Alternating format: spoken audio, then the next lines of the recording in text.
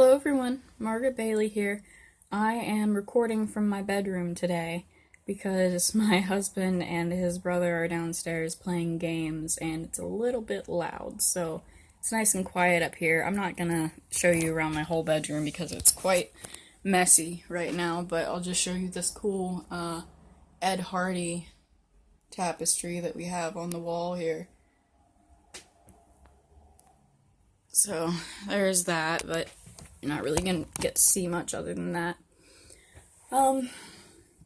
Okay, today I'm talking about medication and therapy for anxiety and agoraphobia and why I'm not on medication or going to therapy.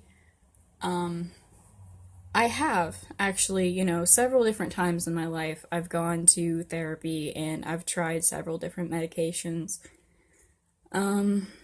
Just to list the ones that I remember the names of, I think in order of the first ones to the last ones that I've tried were Prozac and Trazodone for depression, and sorry, Zoloft and Wellbutrin are the only ones that I can remember that I've been on.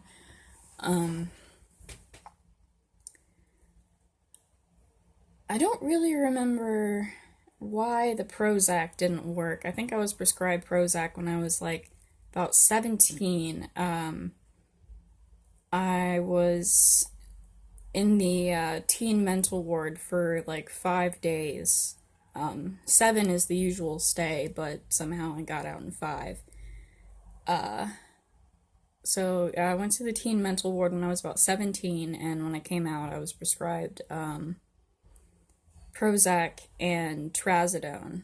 The Trazodone was supposed to help me sleep because I had like really bad insomnia back then, and that was part of the reason why it was even harder for me to get to school, was because I couldn't get to sleep until like 4 or 5 o'clock in the morning, and then I'd have to get up for school at like 6, 7 at the latest.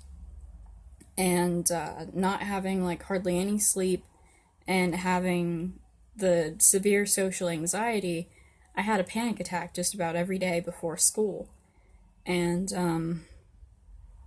I really don't remember those medications helping very much, and I don't remember how long I took them I before I stopped taking them.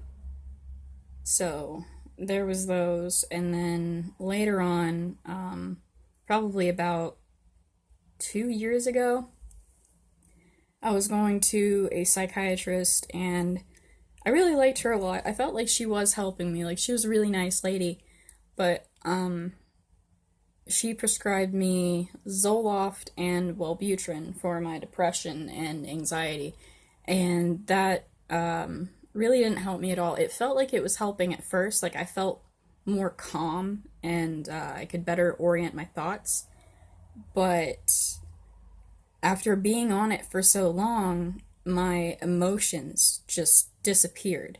Like, I couldn't laugh, I couldn't cry. If somebody said something funny, I'd feel like laughing on the inside, like I recognized that it was funny, but I couldn't like make my emotions come out.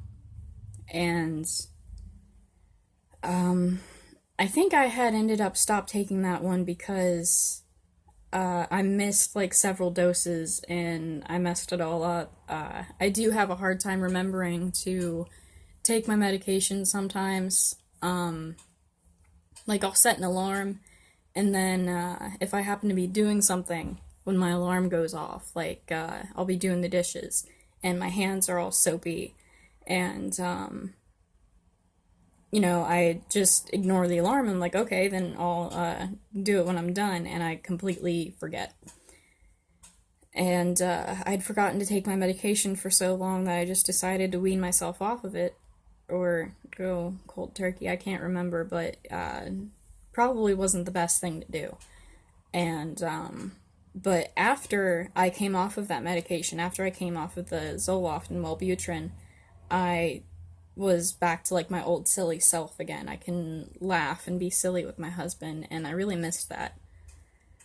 And I feel a lot more like myself now that I'm not on medication. But if I had to go out and get a job, if I even could function in public enough to do that anymore, I'm really not sure. But I would definitely need to probably try another medication to help with my anxiety, because it's really bad whenever I go out for like more than an hour or two. Like if I'm not home for like say like 3 or 4 hours, I get really anxious. I mainly worry about what's happening with my pets at home. Like I know they're gonna be fine, but my dog has like really bad separation anxiety, and if I leave, he gets into the trash, he gets into the litter boxes, and pees and poops on the floor, and I'm pretty sure he does that out of spite because he's punishing me for leaving. But I'm not a dog expert, so that's just my thoughts on it. But could be different reasons. I always make sure that I let him out. Usually, even take him for a walk before I go anywhere and leave him alone in the house. But even then, he'll pee on something. So I'm a little worried about that whenever I leave the house, and I don't know. There's so many other things that factor in my mind whenever I'm not home. I'm always worried about like what's going on here. Are the pets okay? Did I lock all the doors? Turn all the lights off? Turn off the coffee pot? I'm just thinking about everything. Um,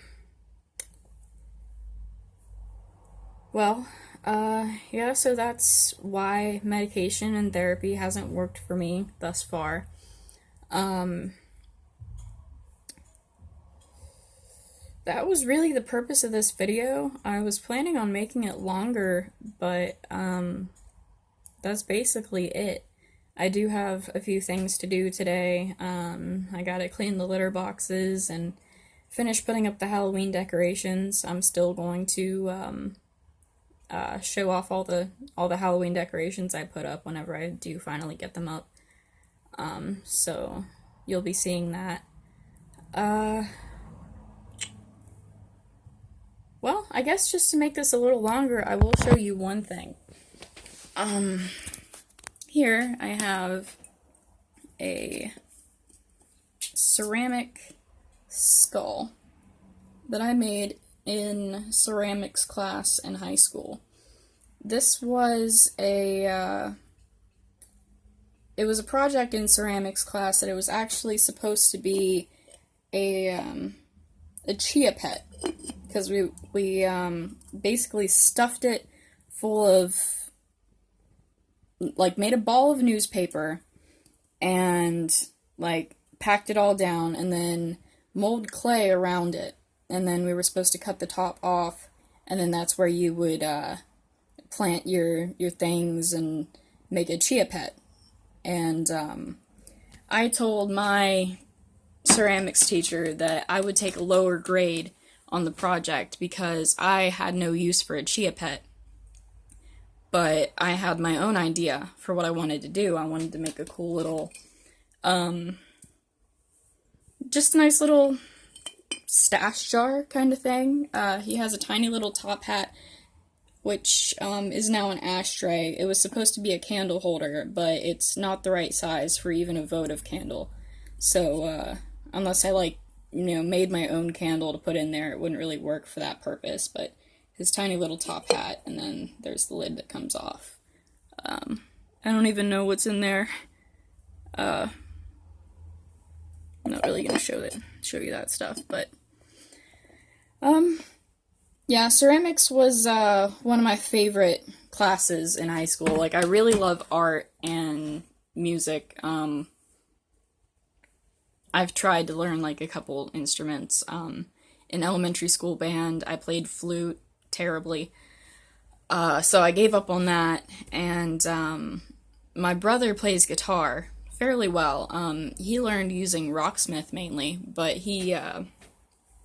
my mom bought him a guitar when he was about like maybe 16, maybe younger, and he played it a little. I think he had a DVD for it, but it just sat in a closet forever, and I ended up with it for a little while, and I tried to learn on it, and turns out I don't really have the patience to learn how to play an instrument. I was a little disappointed in myself for that, but I do really enjoy art and making things with my hands, so I enjoy ceramics and drawing. I'd like to try my hand at painting. I haven't really tried painting much. So there's, a little bit of tidbit of information about me. I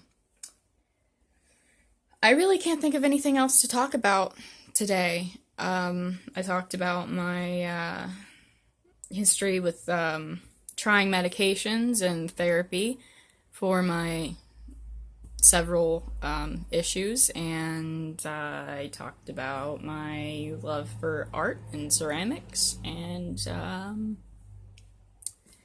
yeah, I guess I'll save the rest for the next video. I'm gonna keep trying to make them at least every other day, if not every day. Turns out every day is a little bit difficult because I like the house to be nice and quiet when I'm trying to record these videos. Plus, I'm a little self-conscious about my the people I live with, just like watching me talk to myself or talk to a camera. So I like to make these when I'm alone. So yeah, that's it for today. I hope you enjoyed it. Thanks for watching. Everyone have a nice day. Goodbye.